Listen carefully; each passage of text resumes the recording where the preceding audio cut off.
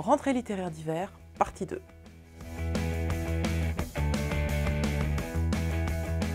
Voilà, je continue sur ma lancée. La semaine dernière, vous avez vu les 4 premiers et je reprends pour les 4 autres livres que j'ai lus en janvier et en février. Alors, en premier, je vais vous parler de Colonne d'Adrien Bosc. D'Adrien Bosc, j'avais lu Constellation, que j'avais beaucoup aimé, et j'avais envie de découvrir de nouveau la langue ou une histoire d'Adrien Bosc. Et là, celui-ci, Colonne, a attiré mon attention parce qu'il parle de Simone Veil. Alors, Simone Veil avec un W, on va parler de la philosophe, pas de la femme politique. Alors, nous sommes en 1936, en pleine guerre d'Espagne, et Simone Veil décide d'aller rejoindre le front. Oh, et mon bébé qui est là, viens là. Décide d'aller rejoindre le front et s'engage avec les révolutionnaires espagnols. Malheureusement, ça tourne court pour elle. Elle marche dans une sorte de bassine d'huile bouillante. Elle s'ébouillante le pied. Alors vous imaginez bien qu'à l'époque, en pleine guerre, pour soigner, c'était compliqué. Ses parents arrivent de France, et voilà. Et à travers ce fait divers autour de ce personnage, Adrien Bosc va nous parler de cette femme, de Simone Veil. Il en profite d'abord pour nous décrire le courage de cette femme. Elle a 27 ans, elle est militante, elle a envie de se battre, elle a envie de défendre des causes.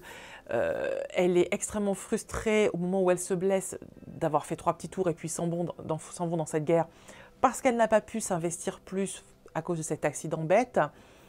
Et voilà, donc le roman a d'abord ce premier volet qui est Simone Veil en Espagne. Et puis, vous avez une partie à laquelle je ne m'attendais pas, qui est aussi la Simone Veil écrivain fan. Et donc, elle est fan de Bernanos, et elle écrit une longue lettre à Bernanos, qui ne la connaît pas du tout. Mais on découvrira plus tard, à la mort de Bernanos, qu'il avait gardé cette lettre de Simone Veil dans son portefeuille. Donc, il y avait une espèce d'admiration réciproque. Donc, vous avez ce volant un peu littéraire, fan, historique. Vous avez aussi toute une partie des parents qui vont à New York, etc. Et moi, où là, ça m'a un peu perturbée, c'est que je m'attendais vraiment à avoir beaucoup d'apports sur la guerre d'Espagne, beaucoup d'apports sur Simone Veil à cette période-là. Et en fait, non.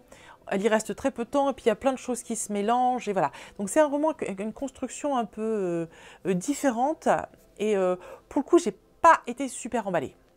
Alors, il y a des destins différents, il y a des personnages qui vont, qui viennent, ça se croise, c'est très morcelé, très fragmenté. Je ne sais pas pourquoi, à quel moment, je partais sur cette lecture assez enthousiaste et à un moment donné, l'auteur m'a perdue. Alors, je ne saurais pas dire exactement pourquoi, mais voilà, c'est pas un roman qui m'a totalement séduite. Et je n'y ai pas trouvé mon compte. Je n'y ai pas trouvé mon compte de Simone Veil, je n'ai pas trouvé mon compte de guerre d'Espagne, je n'y ai pas... Et par contre, j'y ai trouvé d'autres choses que je n'attendais pas et qui m'ont pas séduite. Voilà. Donc, ça n'a pas du tout été mon roman préféré de cette sélection. Mais c'est pas grave, parce que juste après arrive mon coup de cœur. Je vous fais comme ça, là. Mon coup de cœur. Le livre que quand je l'ai fermé... J'utilise volontairement cette formule qui est moche, que quand je l'ai fermé, je me suis dit oh, je viens de lire le livre de l'année. Je pense que à mi-février, j'ai lu ma meilleure lecture de 2022. Je le pense sincèrement. Donc on verra à la fin de l'année quand je ferai mon bilan si je m'étais trompée ou pas. Mais mon Dieu, ce livre, qu'est-ce que j'ai pu l'aimer. Allez, c'est parti. On va parler de Connemara de Nicolas Mathieu. Alors, je vais débunker un truc tout de suite. C'est un livre qui fait débat parce que certains à la lecture s'ennuient et d'autres sont comme moi enthousiastes. Si vous avez lu le prix Goncourt, Leurs enfants après eux, on va être dans la même veine et encore plus. C'est-à-dire que moi j'ai des amis qui, à la lecture du Goncourt, m'ont dit « mais qu'est-ce que c'est ennuyeux, il ne se passe rien ». Pour moi, il se passait moult choses et j'avais déjà adoré ce livre, j'avais adoré l'écriture, j'avais adoré la langue travaillée, enfin voilà, j'ai trouvé ça d'une richesse incroyable. Et avec Connemara, je trouve qu'il a mis la barre encore plus haut. Oh, mais j'ai été bluffée, séduite, je dégustais chaque page, je prenais en photo les pages. Ça m'arrive pas souvent, mais j'avais envie de dire des passages aux gens, je trouvais que... Alors, les métaphores, les choix des mots, mais c'est une pure merveille. Bon, au-delà de l'écriture merveilleuse, de quoi nous parle ce livre? Alors, d'aucuns diront de rien, et moi je vous dis de tout. Ça nous parle à travers de deux personnages, une femme et un homme à la quarantaine. Elle, c'est une transfuge de classe, pardon, excusez-moi, je reformule. Elle est née dans un milieu populaire, mais elle s'est remontée les manches, elle bossait dur, c'est une bosseuse, elle a eu des diplômes, elle a monté les échelons. Alors, elle n'a pas fait les plus grandes écoles, mais voilà, elle gagne bien sa vie, c'est une jolie femme, et donc elle se retrouve à la quarantaine avec son mari et ses enfants. Et elle aussi, alors décidément, ça va être ma thématique du moment, hein, faut croire. Elle aussi, elle a en doute son couple, elle est perdue dans son rôle de mère, et aussi dans son rôle de femme, avec des vraies angoisses de transfuge de classe, de positionnement social. Et en face, vous avez un homme, donc à le même âge, qui est un ancien hockeyeur professionnel, qui a été une sorte de champion local, qui n'a pas fait une énorme carrière nationale, mais qui localement a beaucoup fait parler de lui. Et on découvre, donc il y a ces deux personnages, dont au début on ne sait pas où on va. On sait juste qu'ils sont là, on nous en parle, on nous les décrit, on est dans leurs pensées. Et on comprend qu'en fait, ils ont été au collège ensemble. Et lui, c'était la star, et elle était, rien. Et elle a gardé un petit goût de j'aurais bien aimé que ce jeune homme, que toutes les filles trouvaient hyper séduisant, etc., me regarde moi. Et là, elle va se produire une rencontre, et ils vont se redécouvrir, se découvrir ou se redécouvrir. Et on va suivre la relation, la parenthèse entre ces deux personnes. Alors, point numéro 1, c'est parfois très sexuel. Il y va fort, Nicolas Mathieu. Il se sert beaucoup du sexe pour dénoncer des choses, et il y va carrément. Donc voilà, vous avez tout ce volet-là, il ne faut pas le mettre de côté parce que ça peut être, voilà, c'est assez fort. Et puis, vous avez toute une partie sociétale, et alors là, il est brillant. Il analyse la société, la politique, tout y passe, les rapports humains, les rapports hommes-femmes. Il y a tout un passage où il parle des fusions des communes qui est absolument génial.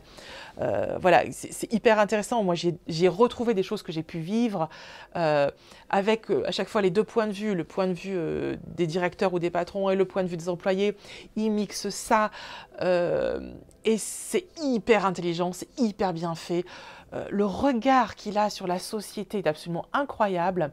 Il y a un très beau regard sur l'adolescence aussi, parce que évidemment, on suit ces personnages en même temps dans leur quotidien de quadra, mais aussi dans l'adolescence, de ce qu'ils ont vécu, de comment ils se sont construits, des rapports amicaux entre les filles, de comment on se séduit.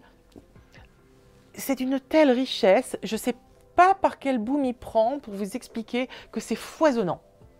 En plus, c'est bourré de métaphores, c'est... Bon, c'est un livre que j'ai adoré et que je vous invite quand même à lire. Je sais qu'il y en a qui n'aimeront pas, mais je prends le risque de vous dire, lisez-le quand même. Je pense que c'est un auteur avec lequel il faudra compter dans les années qui viennent. On ne peut pas faire l'économie d'un auteur pareil. Pas quand il a une langue pareille, pas quand il a une écriture pareille, pas quand il a une brillance dans l'analyse sociétale pareille. Non, c'est vraiment un auteur qu'il faut lire. C'est que mon deuxième, mais là maintenant je sais que je vais devoir remonter le temps. J'avais déjà mis dans des listes à lire Aux animaux la guerre que je n'ai pas lu, donc il faut que je les lise et que je vois tous ces autres livres aussi, parce que c'est vraiment quelqu'un qui est hors norme et qui en 2 livres est monté au panthéon des auteurs que j'ai envie de suivre et que j'aime infiniment. Bon, comme je suis relou, j'ai noté des passages à vous lire. Bon, je suis désolée, mais cette langue, il faut qu'on en parle de cette langue. Le mec, il écrit « L'adolescence est un assassinat programmé de longue date et le cadavre de la famille tel qu'il fut gît déjà sur le bord du chemin. » Quand j'ai lu cette phrase, je l'ai relue, re-relue, soulignée, photographiée. Tous ceux qui ont des adolescents à la maison savent ce moment, ce basculement. C'est génial. Bon, je vous en lis une autre. Après, je vous embête plus, promis. Ces vies affilées comme des poignards se poursuivaient ainsi, rapides et blessantes, continuellement mises en scène sur les réseaux, sans larmes ni rides, dans la sinistre illusion d'un perpétuel présent. Je trouve ça trop beau. Bon, j'en avais mis d'autres, mais bon. Ah, il y en a une, elle est toute courte. L'amour, c'était peut-être, comme le reste, un moment dans la vie. Oh, il est fort. Oh, il est trop fort, Nicolas. Ah, et oh là là, j'allais oublier de vous parler du personnage. Il y a le personnage de la stagiaire dans la boîte dans laquelle travaille l'héroïne, Hélène. Et c'est un personnage qui est génial, qui apporte beaucoup d'intérêt à l'histoire, parce qu'elle est une espèce de regard jeune sur la société. Elle a un comportement, moi qui suis quadra, qui suis comme Hélène, elle a vraiment un comportement et un rapport au l'autre qui est très différent, un rapport à l'entreprise qui est très différent, un rapport aux réseaux sociaux qui est vraiment diamétralement différent de ce que moi je peux ressentir. Et elle m'a hyper intéressée. Et puis évidemment, elle fait un truc extraordinaire pour rabattre le caquet de ces messieurs. Je ne vous en dis pas plus, je vous laisse découvrir. Mais mon Dieu, comme j'aurais aimé à 20 ans avoir ce culot-là, avoir cette attitude-là et être capable de faire des choses pareilles. Voilà. Lisez-le. On continue avec L'Arche Titanique d'Éric Chevillard. Alors, ce livre a été publié dans la collection chez Stock qui s'appelle Ma nuit au musée. Dans cette collection, on propose à des auteurs de passer une nuit dans un musée et d'en ressortir un écrit.